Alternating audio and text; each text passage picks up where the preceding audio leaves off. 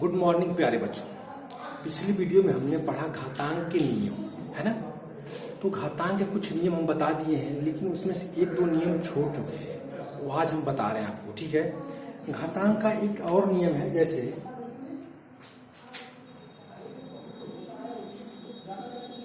ये गुणे बी के घाते या, मतलब आधार दो, ठीक है, आधार एक ना हो, आधार दो हो और घात एक हो, तो इसका क्या होगा। जैसे बराबर इसका हो जाएगा a to the power m गुणे a to the power b to the power b to the power m. क्या हो जाएगा इसका, a to the power m गुणे b to the power m. अगर ऐसी है संख्या ए गुणे बी के पावर, टोटल की पावर m है, तो उसको डिफाइन करेंगे तो a के पावर m गुणे b के पावर m होगा। ये आपका सूत्र है, इसको आप लोग याद कर लेना, ठीक है। जैसे इस पे हम एक एग्जांपल बता दें आपको। जैसे दो एग्जांपल आपका है, एग्जांपल 2 गुणे 3 के पावर 2, क्या है 2 गुणे 3 के पावर टोटल के पावर 2, ठीक है ना। बिल्कुल मैच कर रहा है कि नहीं कर रहा है, इससे मैच कर रहा है। ए की जगह 2 हो गया, बी की जगह 3 हो गया और एम की जगह 2 हो गया, है ना। तो इसको हम बराबर ऐसे कर सकते हैं, ये कर सकते हैं, ऐसे कर सकते हैं 2 के पावर 2 गुणे 3 के पावर 2 हो जाएगा ना, होगा कि नहीं होगा, बिल्कुल क्लियर हो जाएगा ऐसे आपका, ठीक है ना। आप देखो 2 के पावर 2 को हम क्या करेंगे, 2 गुणे 2 और फिर 3 के पावर 2 है, 3 स्क्वायर है ना, तो 3 गुणे 3 बराबर आपका आ जाएगा 2 गुना 4 और 4 3 12, 12 3 36। आंसर क्या आ जाएगा आपका, आंसर क्या आ जाएगा 36। बात समझ में आ गई। यह रूप जो आपका है 2 गुणे 3 टोटल के पावर 2 बराबर आपका आ गया 2 स्क्वायर गुणे 3 स्क्वायर, होगा ना। जब अलग होंगे तो होगा इतना। अब 2 का स्क्वायर तो 2 गुणे 2, 3 का स्क्वायर 3 गुणे 3, फिर गुणा कर देंगे आपस में टोटल, 2 दूना 4, 4 3 12, 12 3 36। क्लियर हुआ कि नहीं हुआ, हो गया ना क्लियर।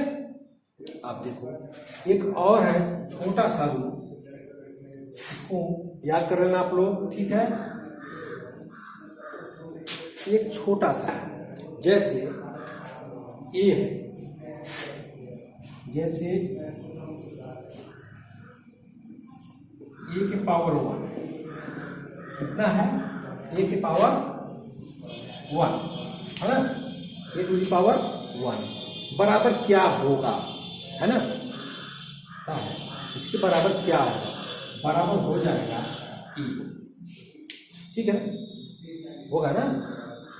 इसको बढ़ाओ थोड़ा सा, अब आ जाएगा ए के पावर 1, अब बराबर हो जाएगा 1, क्योंकि किसी भी संख्या के ऊपर अगर घात 1 है तो उसका मान वही रहता है, बिल्कुल सेम रहता है। बात समझ में आई। जैसे एग्जाम्पल ले लेते हैं,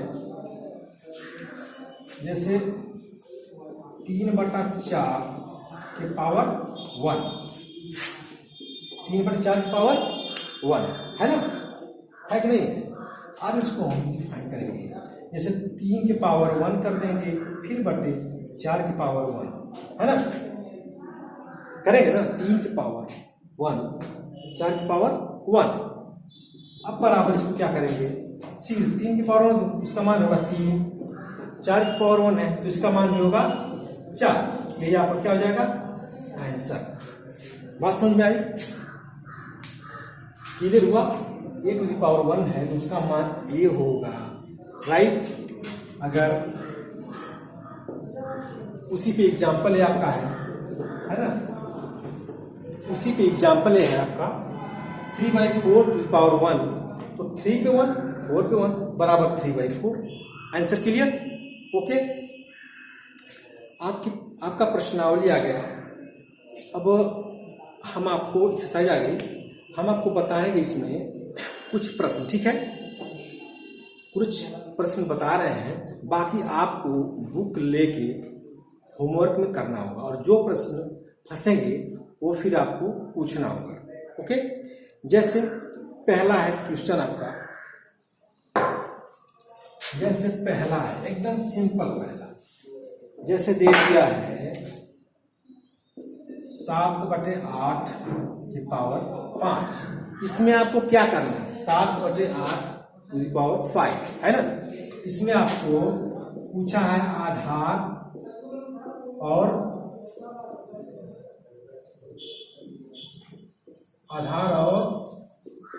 घात बताएं, है ना, इसमें बताना है तो आपको सीधे बताना है। जैसे आधार इसमें कौन हो जाएगा,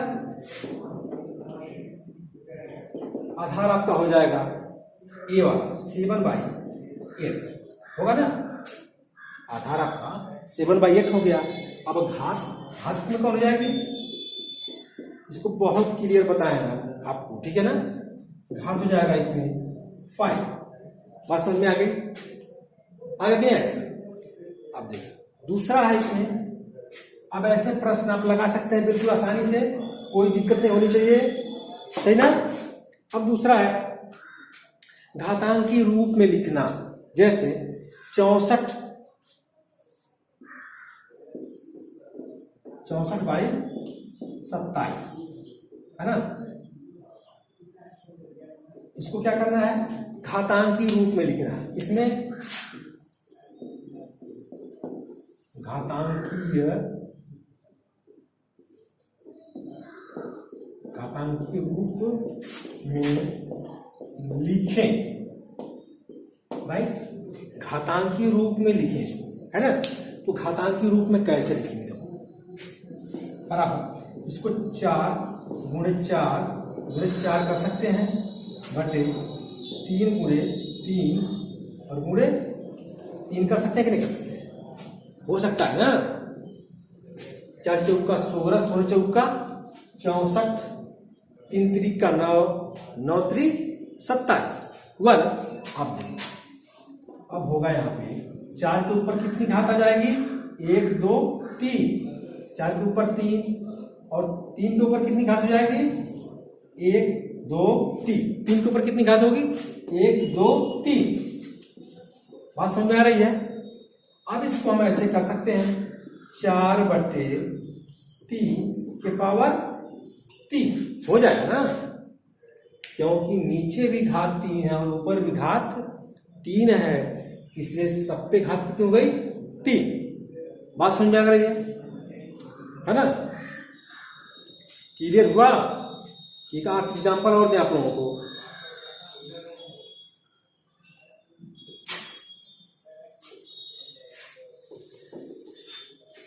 अब अगला एग्जाम्पल मैं आपको दे रहा हूं, अगला प्रश्न दे रहा हूं आपको।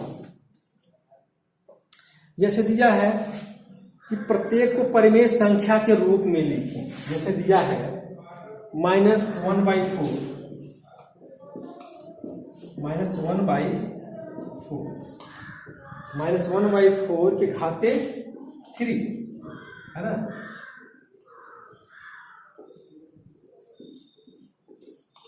-1/4 के घाते 3, इसको कहा है परिमेय संख्या के रूप में लिखना। इसमें कहा है परिमेय संख्या के रूप। परिमेय संख्या पता आप लोगों को क्या है, जिस संख्या को हम p/q के रूप में लिख सकें तथा p और q पूर्णांक हो, लेकिन q नॉट इक्वल 0, मतलब q 0 के बराबर न हो, उसे हम परिमेय संख्या कहते हैं।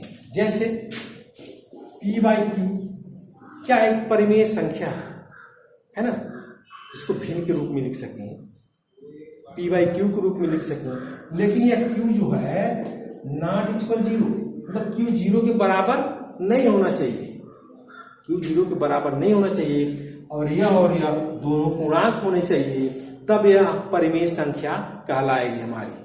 परिमेय संख्या क्लियर हुआ। इसको भिन्न के रूप में p/q के रूप में लिख सकें, उसे हम परिमेय संख्या कहते हैं, जबकि q नॉट इक्वल 0, मतलब q 0 के बराबर नहीं होना चाहिए। तो यह परिमेय संख्या है नहीं ना, है क्योंकि इसमें घात है, इसको हमको परिमेय संख्या के रूप में लिखना है, इस घात को हटाना है, तब जाके क्या होगा, ये परिमेय संख्या होगी। बात समझ आ रही है? परिमेय संख्या में लिखो, परिमेय संख्या के रूप में लिखिए। ये प्रश्न हमारा ना, परिमेय संख्या के रूप में लिखिए। ये परिमेय संख्या तो है नहीं हमारी, -1/4 की पावर 3। अब इसको परिमेय संख्या में कैसे कन्वर्ट करेंगे, ठीक है ना। देखो मैंने बताया दोनों के ऊपर घात कितनी है, 3 है, तो यहाँ पर -1 के ऊपर भी क्या हो जाएगी, घात 3 हो जाएगी, और बटे फिर 4 के ऊपर क्या हो जाएगी, 4 के ऊपर भी तो घात 3 होगी, क्योंकि टोटल के ऊपर कितनी घात है, 3 है, तो 1 के ऊपर भी घात हमारी 3 होगी, और 4 के ऊपर भी घात हमारी 3 होगी। इसलिए 1 की घाते 3 है, तो माइनस में है तो माइनस ही होगा, क्योंकि यह विषम है, सम होता तो प्लस हो जाता, इसलिए -1 ही रहेगा यहाँ पे, राइट। यहाँ पे क्या रहेगा, -1 ही रहेगा, और बटे फिर कर देंगे, ये 4 का क्यूब है, तो 4 का क्यूब हो जाएगा यहाँ पे 4 गुणे 4 होगा ना। 4 का क्यूब मतलब 4 गुणे 4 गुणे 4, राइट। अब बराबर कर देंगे यहाँ पे -1/4 चौका 16, 16 चौका 64, है ना। ये आपका आ गया आंसर। अब बताओ ये परिमेय संख्या के रूप में हुआ कि नहीं है, या p/q के रूप में है कि नहीं है, भिन्न के रूप में है कि नहीं है ना। इसी को बोलते हैं परिमेय संख्या। बात समझ में आ गई। एक एग्जांपल इसका हो गया, बाकी जो छोड़ रहा हूं मैं आपका प्रश्नावली में जो प्रश्न छोड़ रहा हूं वो आपको करना है, ठीक है ना। अब दिया है निम्नलिखित को सरल करें, है ना। अगला प्रश्न है सरल करें, क्या करें,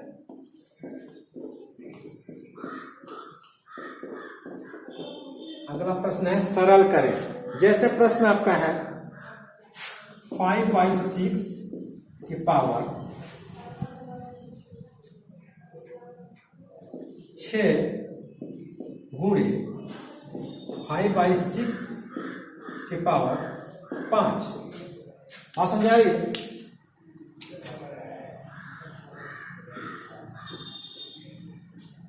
है ना। इसको सरल करना है, 5/6 टू द पावर 6 गुणे 5/6 टू द पावर 5। बात समझ में आ रही है। ये कौन सा रूल फॉलो कर रहा है, ये आपका a to the power m गुणे a to the power n वाला रूल फॉलो कर रहा है, कर रहा है ना, कर रहा है ना। बराबर होता है क्या, ये a to the power m plus n, ये होता है ना, ये होता है जी ना, a to the power m plus n। तो सेम तो वही है ना, आधार दोनों क्या इसमें एक ही है ना, तो जोड़ दो इसको, बराबर हो जाएगा 5/6 टू द पावर, हाँ अब जुड़ जाएगा, घात जुड़ जाएगी 6 प्लस 5, है ना, जुटेगी ना। अब बराबर कर दो 5/6 के पावर 6 5 कितना होता है 11, 6 5 11, यही आपका आंसर हो गया। सरल हो गया कि नहीं हो गया, हो गया ना सरल। बात समझ में आ रही है। अब देखो एक और प्रश्न लेते हैं, ऐसे प्रश्न एक एक प्रश्न ले रहा हूं मैं आपसे, ठीक है ना। उसके बाद जो प्रश्न बच रहे हैं वो आपको करने हैं, बुक से करने हैं, देख के जो प्रश्न फंसेगा वो फिर आपको व्हाट्सएप मैसेज द्वारा पूछना होगा, ये प्रश्न नहीं आ रहा है, ठीक है। अब देखो सिद्ध करना है, सिद्ध कीजिए दिया है।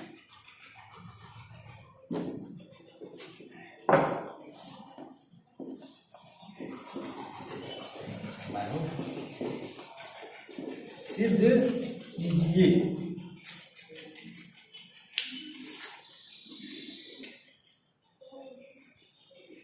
सिद्ध कीजिए, है ना, सिद्ध कीजिए। दिया है -3/4, -3/4 के पावर 3 बराबर दे दिया है -27/64, है ना।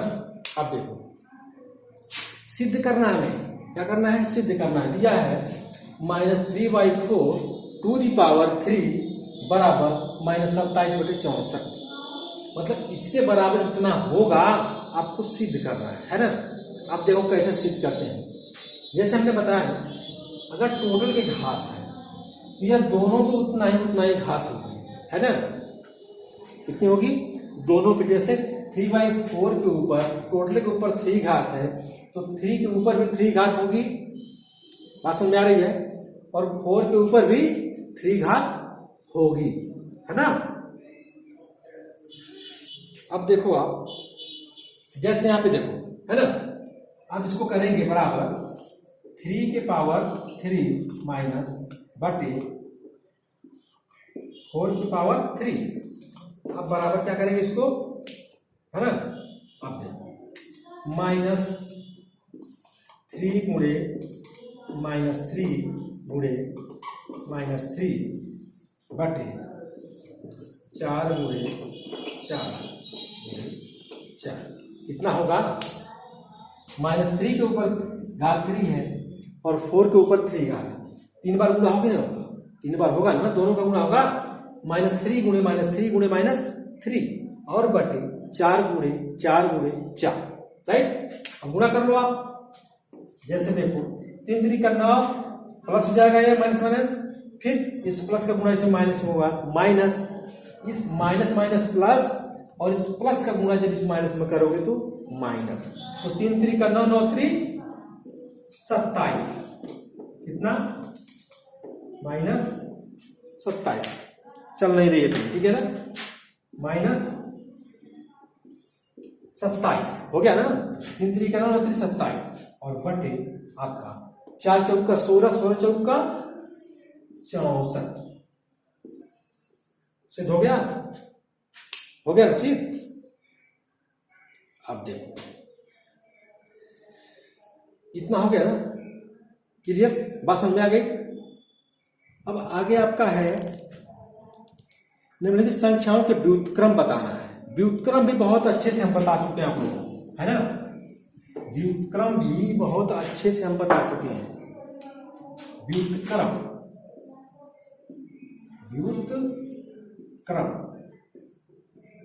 निकालें,